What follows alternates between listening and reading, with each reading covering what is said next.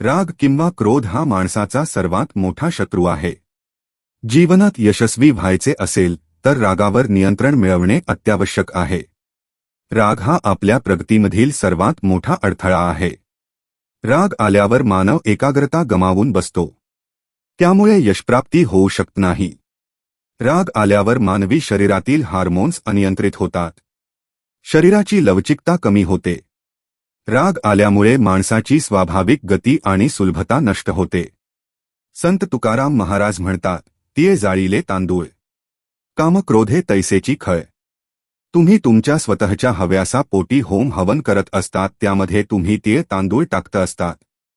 होमाला आहुती देऊन तुम्ही अग्नीमध्ये तिये तांदूळ टाकतात, तर मग तुम्ही तुमच्याकडील राग का बरं तसाच तुमच्याकडे ठेवतात. तुम्ही तुमचा राग सुद्धा आहुती देऊन टाका. तुम्ही तुमचा राग ठेवून काय फायदा. होमाला तिये तांदूळ आहुती देऊन रागही देऊन टाका. होमाला आहुती देऊन राग कधीही आपल्याकडे नसावा. कथा. एकदा एक राजा दाट जंगलात हरवून जातो, जिथे त्याला खूपच तहान लागते. इकडे तिकडे सर्व जागी शोधल्यावर सुद्धा त्याला कुठे पाणी मिळत नाही. तहानेमुळे त्याचा घसा सुकतो. त्याची नजर एका झाडावर पडते, जिथे एका फांदीवरून थोडे थोडे पाण्याचे थेंब पडत होते. तो राजा त्या झाडाजवळ जाऊन खाली पडलेल्या पानांचे द्रोण बनवून त्या थेंबांनी द्रोण भरू लागला. जसे तसे जवळजवळ खूप वेळ लागल्यावर तो द्रोण भरला आणि राजा प्रसन्न होऊन जसे त्या पाण्याला पिण्यासाठी द्रोणला तोंडाजवळ घेतो, तेव्हाच तिथे समोर बसलेला एक पोपट आवाज करत आला. त्या द्रोणला झडप मारून परत समोरच्या दिशेने बसला. त्या द्रोणचे पूर्ण पाणी खाली पडले. राजा निराश झाला. खूप प्रयत्नानंतर पाणी मिळाले होते आणि तेही पक्षाने पाडले. परंतु आता काय होऊ शकते, असा विचार करून परत त्या रिकाम्या द्रोणला भरू लागतो. खूप मेहनतीनंतर पुन्हा ते द्रोण परत भरते आणि राजा परत आनंदित होऊन जसे त्या पाण्याला प्यायला द्रोण तोंडाजवळ घेतो, तर तो बसलेला पोपट आवाज करत येतो आणि द्रोणला झडप मारून पाणी पाडून परत समोर बसतो. असे 2-3 वेळा होते. आता राजा हताश होऊन क्रोधित होतो. इतक्या परिश्रमाने पाणी एकत्र केल्यावरही हा दुष्ट पक्षी असा वागतोय. आता मी याला सोडणार नाही. आता हा जेव्हा परत येईल तेव्हा याला संपवून टाकेन, असे मनातल्या मनात ठरवतो. राजा आपल्या हातात चाबूक घेऊन परत त्या द्रोणला भरू लागतो.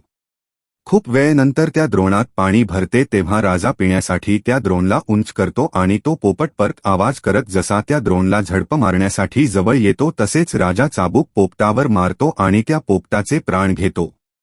आता राजा विचार करतो की या पोपटापासून तर पिच्छा सुटला, परंतु असे थेंब थेंब करून कधी परत द्रोण भरू आणि कधी माझी तहान विझवे. म्हणून जिथून हे पाणी पडत आहे तिथे जाऊन पटकन पाणी भरतो. असा विचार करून तो राजा त्या फांदीजवळ जातो, जिथून पाणी पडत होते. तिथे जाऊन जेव्हा राजा बघतो तेव्हा त्याच्या पायाखालची जमीन सरकते. कारण त्या फांदीवर एक भला मोठा अजगर झोपलेला होता आणि त्या अजगराच्या तोंडातून लाळ पडत होती. राजा ज्याला पाणी समजत होता ती अजगराची विषारी लाळ होती. राजाला पश्चाताप होऊ लागतो, हे देवा, मी हे काय केले. जो पक्षी सक्त मला विष पिण्यापासून वाचवत होता, क्रोधामुळे मी त्यालाच मारून टाकले. मी संतांच्या सांगितलेल्या उत्तम क्षमा मार्गाचा स्वीकार केला असता, आपल्या रागावर नियंत्रण ठेवले असते, तर हे माझ्या हितकारक निर्दोष पक्षाचा जीव गेला नसता. हे देवा, मी नकळत किती मोठे पाप केले आहे. राजा दुःखी होतो. म्हणून म्हणतात की क्षमा आणि दया असणारा खरा वीर असतो. रागात व्यक्ती दुसऱ्यासोबत आपल्या स्वतःचे खूप नुकसान करून घेतो. राग ते विष आहे ज्याची निर्मिती अज्ञानतेमुळे होते आणि अंत पश्चातापाने होतो. म्हणून नेहमी रागावर नियंत्रण ठेवले पाहिजे. अतिराग आणि भीक माग ही मराठीतील म्हणच बरेचसे काही बोलून जाते. रागावर नियंत्रण ठेवणे चांगले.